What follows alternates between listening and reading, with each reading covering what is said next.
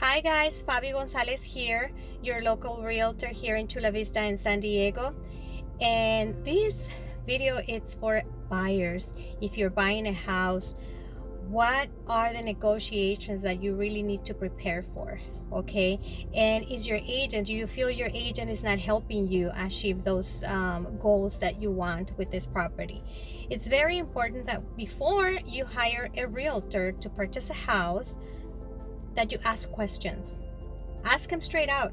Are you a good negotiator? Are you gonna negotiate the best deal for me? Now, getting you the best deal doesn't mean it's gonna be the lowest price that anybody's offering for that property. You know, a good realtor is not just gonna look at the price. It's gonna look at everything else that comes with it, because it could be a good investment. Sometimes you feel, well, I don't think I got the lesser price that I was looking for.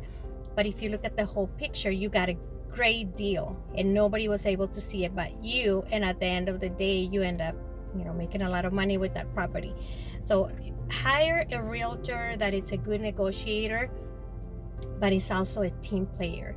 There's a lot of agents out there that they want to be good negotiators, but their negotiation skills are pretty much like those of a car salesperson. Now, there's nothing wrong with that. There's buyers for them too. I mean, there's a buyer for everyone. We are all different and we all feel comfortable doing different things. So make sure you find a realtor that you click with, because if you are the kind of person that wants to negotiate, but it's more like, like a low key, but your negotiation skills are more like in the quiet side, but you get away with what you want, then you're not going to feel comfortable working with a negotiator that is more like a car salesperson. A negotiator like that, they just want to get this deal done. They don't care about the other party. They don't care if they're upset. They're not about team building with other realtors. They're just there to get the deal. It doesn't matter if they have to pressure, if they have to threaten. And then what happens in the future, other realtors don't want to work with them or take their offers. So make sure you really interview this agent, and you want to know what kind of agent they are, what kind of negotiation skills they have. You can start asking questions about other realtors. You can start asking them, like, what do you think of all the other realtors in the area? Are we going to be able to negotiate with them? And then see how they answer. You will get your answer right away there. If they're going to be cocky and just telling you like, oh, I got this, I've done this before, they will tell you themselves, and then you'll be able to see. So if you're comfortable with that, definitely stick with that realtor. You have to find a realtor that clicks with you. Okay, now let's say you're in escrow and you have your realtor and you already opened escrow and you negotiated the offer. Now let's go back a little bit. When negotiating the offer, as realtors, sometimes we can find out how many offers they have on the property. Sometimes we are able, if we have been team players and we have a good relationship with the other agents, we will usually find out what the other offers are. And not all we're negotiating, so sometimes the realtor is gonna exaggerate a little bit, but at least we get some idea of what we're competing with. Now, there's some agents that are not going to tell you anything at all, and you just got to go with your best offer. Now, when I am negotiating offers for a client on a house and they come back with $5,000 more, I always tell the client, is this the house you really want? Are you willing to pay $5,000 more than what you said you wanted to spend? And then we talk to the lender. What's the difference on their payment on those $5,000? So we put it all into consideration. Like, is this a big deal? Like, is this just emotional? Like, oh no, I'm not going to give you $5,000 more. Or is it because you really cannot afford it? So think about that. Take the emotion out of it. Buying a house is an emotional thing. We do get emotional. This is going to be your home, and you're buying it from this other family, and sometimes you think you're taken advantage of, you're being taken advantage of, or things like that. So remove the emotion and wear your investor's hat.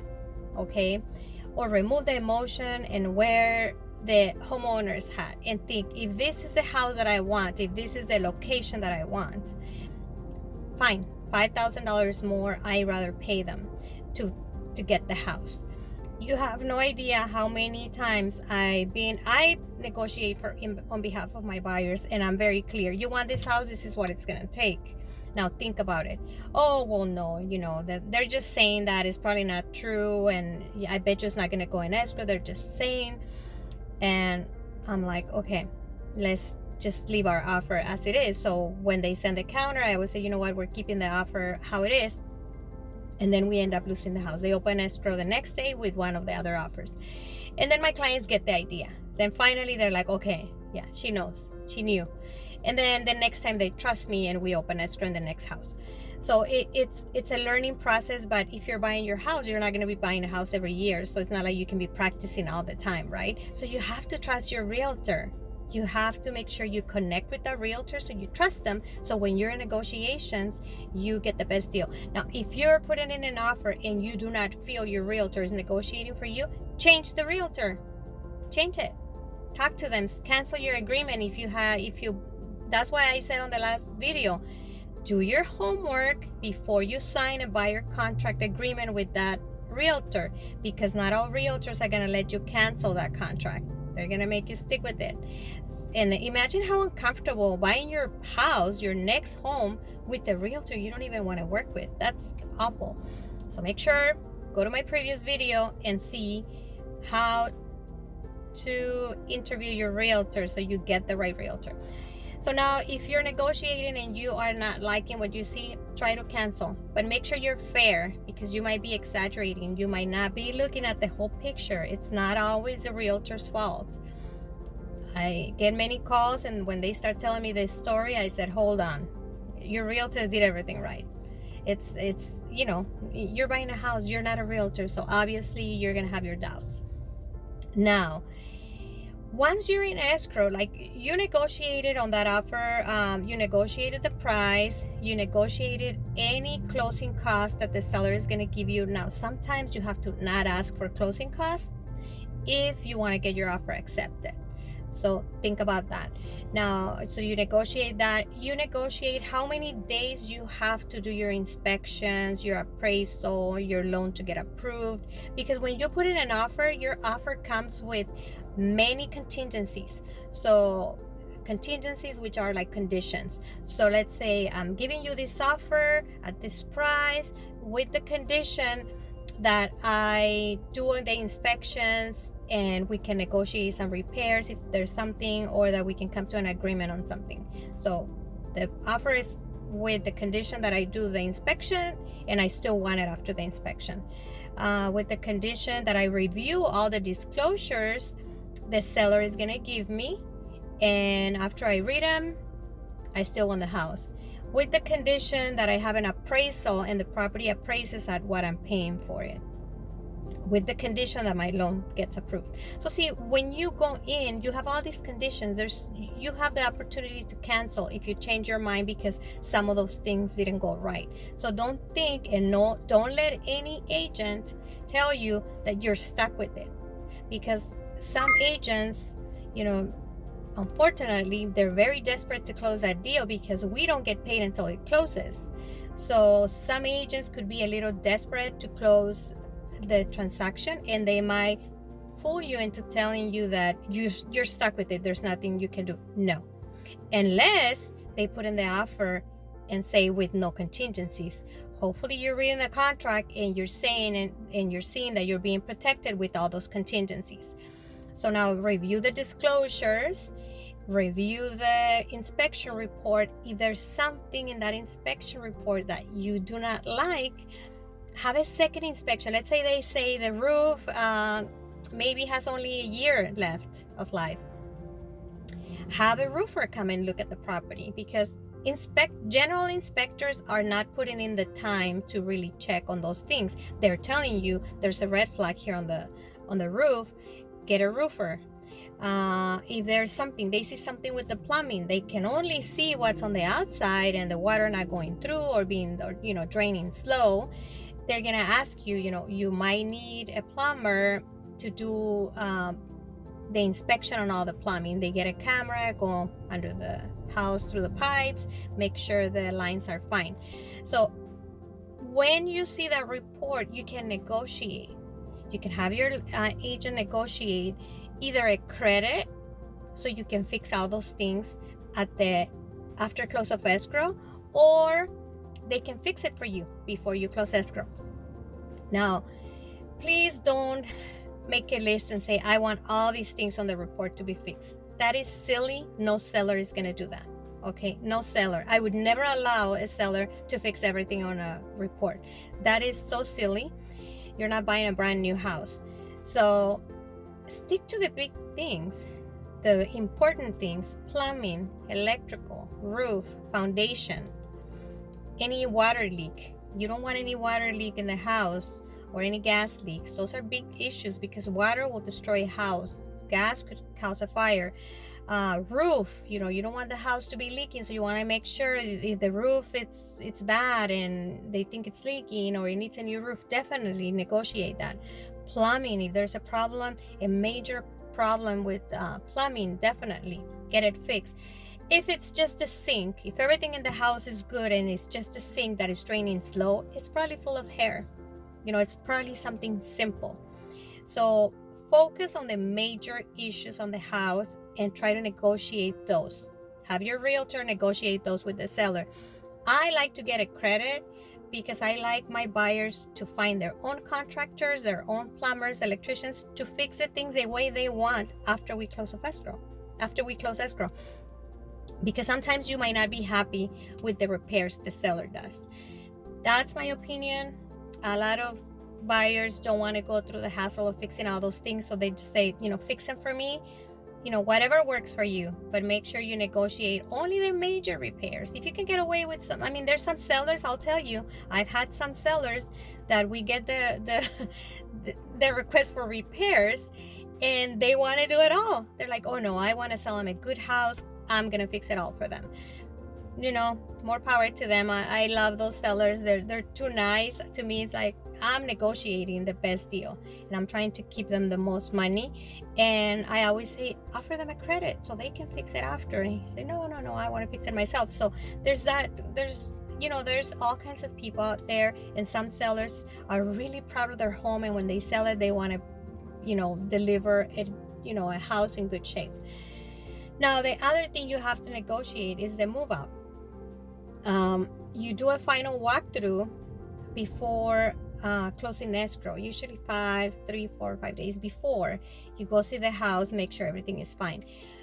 Let me tell you, sometimes we take that lightly. We're like, oh, it's fine, the house is in the same shape. Obviously there's a mess because they're moving, there's boxes everywhere.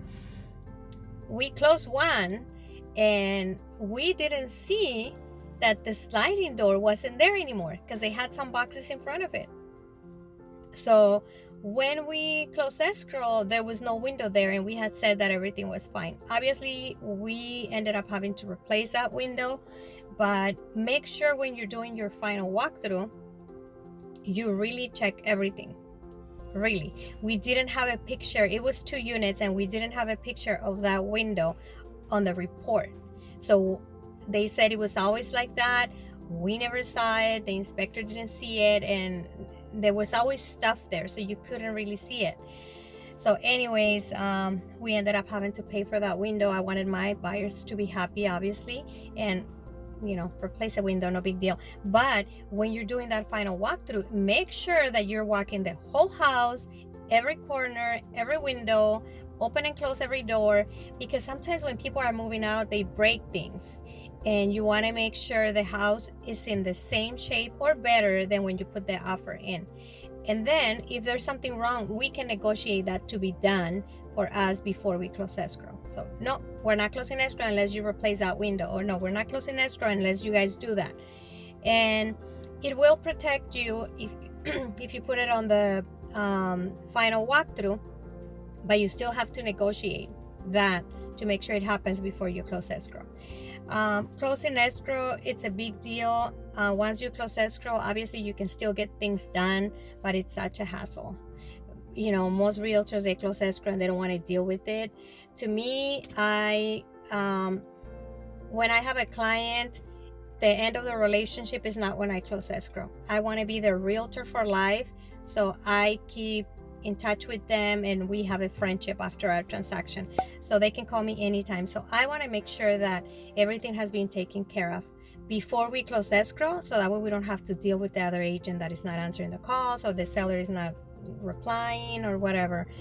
So those are the things that you have to negotiate. Okay, now when you get your offer at the beginning and you're going to accept and you get that counter, sometimes they'll say that they want to keep the house a few days after closing escrow, because sometimes they're buying another house or they're moving out of town. We live in San Diego. There's a lot of military families, so sometimes they need a few extra days to move, and sometimes they need the money that they're getting from this house to be able to afford moving.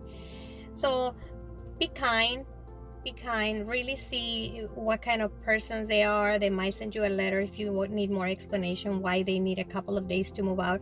I've never had any issues. I usually, for my sellers, I request 48 hours to deliver the property, 48 hours after close of escrow, because sometimes, at the end, we're closing escrow today. Oh no, it's not going to happen until tomorrow. And sometimes the lenders have issues and things get delayed because of paperwork stuff, and it's hard for the sellers. Like, do we move today? Do we not? We don't want to leave the house vacant, many things. So you want to make sure you get at least 48 hours if you're a seller. But if you're a buyer, be kind. And if you want to ask for a little bit more money for those 2 days that they're staying there, negotiate that at the beginning. But it's better to put everything up front on that counter.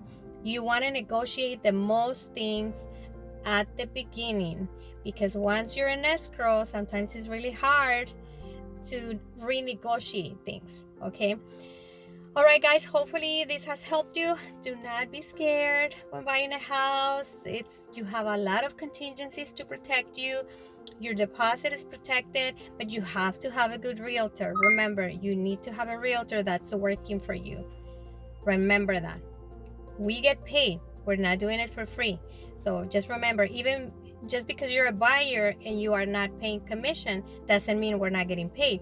The seller is paying us. So make sure that you get a good realtor that is going to do a good job. And if you don't have one, please feel free to give me a call. I'm always available, 619-279-7167. You can visit my website, fabygonzalez.com. And I'm here at Coldwell Banker West in the Eastlake office. But as you know, we have offices everywhere. We can work out of any of our offices all over San Diego. But my main office is here in Eastlake, Chula Vista. I'll talk to you guys later. Bye-bye.